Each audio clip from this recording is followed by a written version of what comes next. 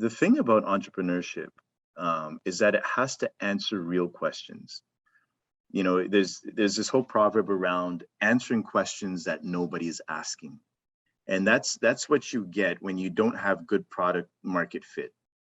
So I actually believe that solving your local problem first is really the right way to go, because you understand your local environment, your ecosystem. You should understand it very well. So if you look at M-Pesa, they were solving a very local problem, in terms of the exchange of money.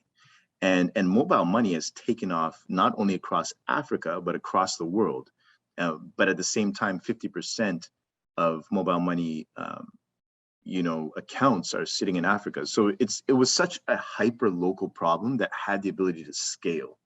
And not every solution will have that, but I think that's okay. I think it makes sense to solve solutions locally.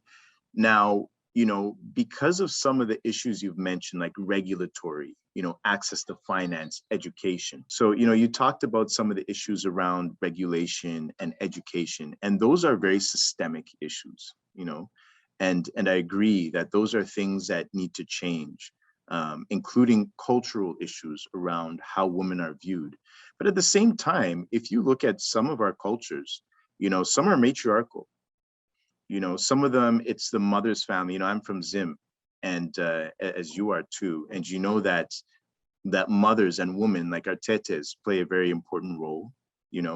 And even if you look at some of the culture around muzukurus and the role that they play in terms of serving your family through the mother's kind of lineage, I still think that, or if you look at some Ghanaian cultures where it's the mothers, I think even last names come sometimes from the mother's line, but women play a very strong role.